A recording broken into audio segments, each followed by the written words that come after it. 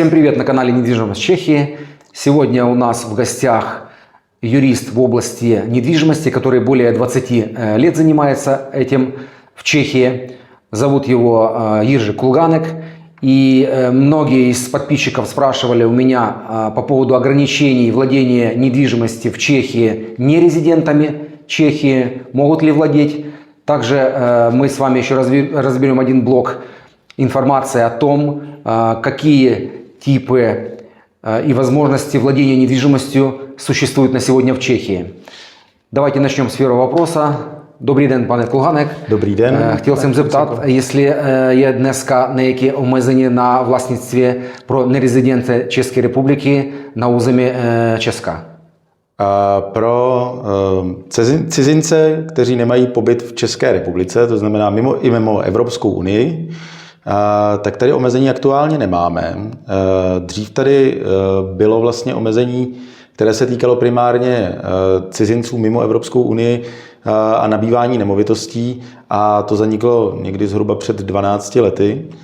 A dodnes vlastně v rámci Evropské unie mohou cizinci i co nemají vlastně v rámci Evropské unie trvalý nebo jiný pobyt, tak můžou vlastnit nemovitosti, ale můžou mít nějakou jinou komplikaci, která s tím souvisí v poslední době. To je zejména to, že jaksi osoby, které nemají na území Evropské unie trvalý pobyt, tak mají problém si v Evropské unii například zřídit účet v bance a podobně. Což samozřejmě, pokud tady vlastníte nemovitost a potřebujete nějakým způsobem hradit třeba náklady související s tou nemovitostí, nebo dejme tomu ji pronajímáte, tak může být problém v praxi. Также коротко, на сегодняшний день не существует ограничения на покупку нерезидентами недвижимости в Чешской Республике. Единственное, если вы не имеете на территории Европейского Союза какую-нибудь визу, это может быть ВНЖ или ПМЖ, то вам будет очень сложно открыть счет в банке, если вы здесь купите недвижимость для инвестиции. Поэтому вот с этим может быть на сегодня ограничение. Є nějaké ještě omezení ohledně tam pozemku nebo něčeho? Může být nějaké drobné pomezení u pozemků, které jsou určeny pro zemědělství, třeba pro zemědělské pozemky nebo lesní, ale to je v zásadě spíš okrajová záležitost. Nedomnívám se, že by to bylo úplně předmětem toho, co my obvykle řešíme, to znamená nemovitosti pro bydlení nebo nemovitosti pro rekreaci, případně nemovitosti komerční nebo pro nájem a tak dále. Tak toho se to netýká, ty jsou celkem volné. Также относительно земельных участков, если вы хотите приобрести строительный земельный участок или коммерческую недвижимость, или землю с коммерческим назначением, то в этом тоже нет никакого ограничения. Единственное, могут быть какие-то локальные ограничения относительно покупки это земли для выращивания сельского хозяйства. В этом направлении могут быть частичные ограничения. Можу се запитати ще оглядні, які способи екзистують в Чешку на набыті власництві неmovitosti. Хочу еще спросить, какие существуют варианты приобретения недвижимости, то есть, например, на физлицо можно купить, на фирму, либо же на кооператив. Хочу задать такой же вопрос нашему юристу. Tak já se trochu vrátím k tomu, co jsem tady říkal, jak tady bylo dřív to omezení. A poměrně hodně cizinců v tu dobu, kdy u nás nebylo možno nabývat nemovitosti, tak řešila tu variantu tak, že si tady koupila nebo zařídila si tady nějakou společnost, obvykle společnost s ručením omezeným. V té se stali jaksi jedinými společníky, nebo prostě nějakým způsobem drželi nějaký obchodní podíl, a tu nemovitost vlastně koupila ta jejich společnost. A dnes už to není úplně obvyklé, že přeci jenom ty portfolia toho majetku se mění, takže jsou tady nějaké ještě zbytkové takové společnosti, čas od času se s něčím takovým setkáváme, a už je to s ohledem na to, že to bylo zrušeno před více jak 10 lety, tak už je to jako minoritní. Jo, a bylo to do roku 2011? Do roku 2011. Также до 2011 года в Чехии существовало ограничение на покупку недвижимости иностранцами, которые являются нерезидентами Чешской Республики, и вы не могли купить частную собственность, здесь недвижимость. Вы могли только купить единственным способом, это если вы откроете общество с ограниченной ответственностью, то есть фирму ООО, и на нее приобретете данную недвижимость. На сегодня такого ограничения уже нет. Что будет в будущем, нам неизвестно, но на сегодня у нас ограничений на покупку недвижимости для нерезидентов České republiky не существует. No a to znamená, že vlastně jakoby do budoucna, pokud přesně jak jste říkal, že by teda jakoby došlo k nějakému omezení, což nemůžeme nikdy jaksi vyloučit a otázka je, jak se to právo bude jako do budoucna vyvíjet s ohledem na tu aktuální geopolitickou situaci, tak samozřejmě tady to vlastnictví prostřednictvím nějakých společností je stále jakoby možné a v podstatě jakoby to, že někdo si tady koupí nemovitost na společnost s ručením omezeným nebo na nějakou jinou obchodní korporaci, tak je pořád jaksi možná věc. My jsme v poslední době začali rozvíjet koncept, který je poměrně sice starý, nicméně se teď tak jakoby oprášil a má takovou renesanci, bych to nazval.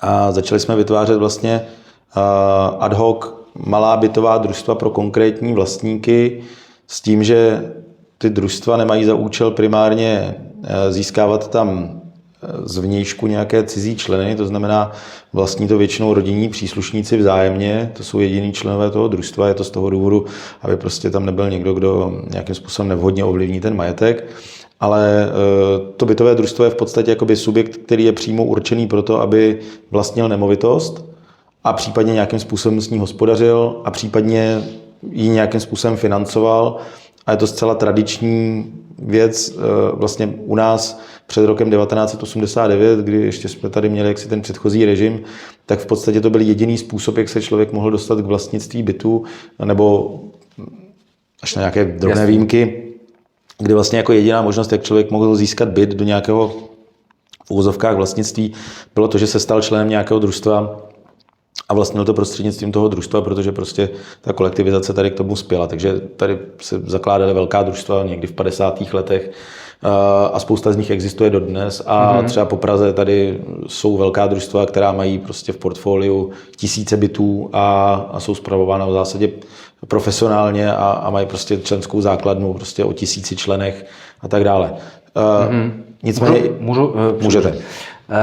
На сегодняшний день также вы можете приобрести недвижимость на фирму, но нет в этом тоже ограничений. Но есть еще вторая форма собственности или возможности приобретения недвижимости.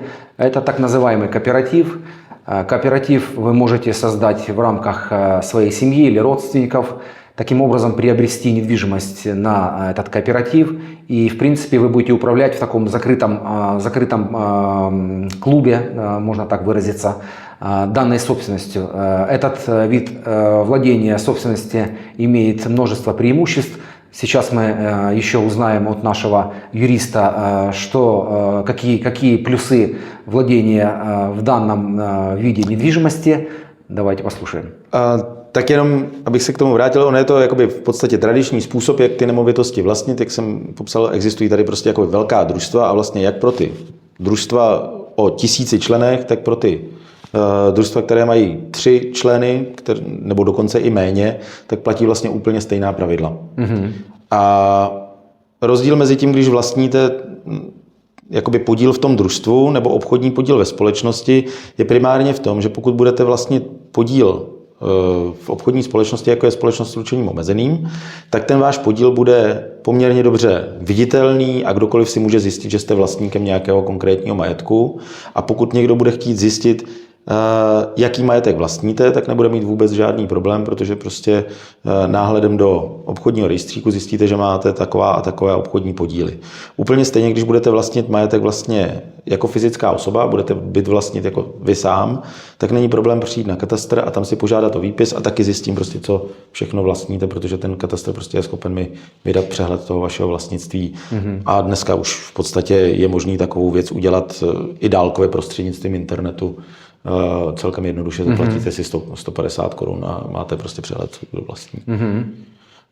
Což u toho družstva není. U toho družstva vlastně evidují jakoby ty členy vlastně jenom ti předsedové nebo vlastně ten statutární orgán toho družstva, to znamená většinou předseda družstva tady u těch malých. A nikdo vlastně jako neví, že vy ten družstevní podíl máte a samozřejmě to má i nějakou přidanou hodnotu toho, že prostě je horší na to. Není tak snadné na to udělat exekuci třeba, nebo není tak snadné dohledat, že ten majetek vlastníte prostě a případně, aby někdo zjišťoval nějaký vaše poměry. To je důležitá věc.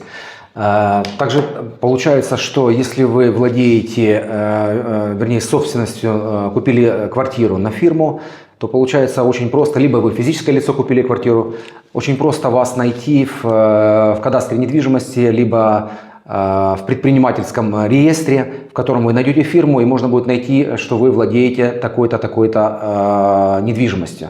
То есть получается, что информацию очень просто найти, это открытая информация. Относительно кооператива получается, что уже сложнее проконтролировать эту информацию, потому что в кадастре недвижимости будет записан кооператив, а вы, как член кооператива, уже не будете прописаны и будете просто владеть долей в этом кооперативе, которая будет относиться к конкретной квартире. То есть, получается, будет сложнее вас найти как собственника недвижимости, будет сложнее также вас найти и государственным органам, чтобы наложить какой-то арест на имущество в случае каких-то спорных обстоятельств, решений суда и так далее. Поэтому это вот такое основное, получается, разделение. Кооперативы эти существуют с 50-х лет. В Праге на сегодняшний день есть несколько очень крупных кооперативов, которые владеют тысячами квартир. Поэтому эта форма собственности на сегодня также существует и работает. И вот вкратце такое различие в данных типах владения недвижимостью. Tak, ono to má ještě jednu, jakoby, jak jsem tady zmiňoval, že může být problém jakoby získat tady třeba ten účet, když tady nemáte trvalý pobyt. Tak tahle věc se vlastně vyřeší tím, že vlastníte tu nemovitost prostřednictvím buď to teda toho SROčka, nebo ty společnosti, nebo tady toho družstva, protože v tu chvíli máte možnost třeba vybírat nájemný na účet toho družstva a nemusíte tady mít účet vlastní. Tohle je vlastně víceméně informace, která se týká nejenom České republiky, ta se týká Evropské unie. V podstatě obecně podobné pravidla fungují třeba v Německu a v Rakousku a podobně. Takže to je podobná věc. My ještě s ohledem na to, že to řešíme pro klienty, co tady mají často investiční nemovitosti a mají jich jakoby více a zabývají si třeba tím, že prostě ty nemovitosti pronajímají třetím osobám, tak ono to přináší ještě jednu poměrně zásadní výhodu, protože u nás vlastně v rámci České republiky je nájem bytů poměrně zásadním způsobem chráněn.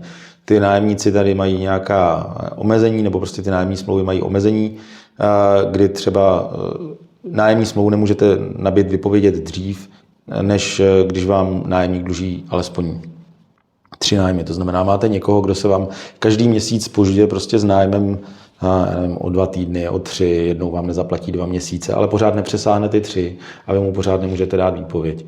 Můžete mít třeba nájemní smlouvu na 1 rok a po roce mu řeknete, že teda nechcete obnovit tu nájemní smlouvu a zbavíte se ho, ale je to už komplikovaná věc.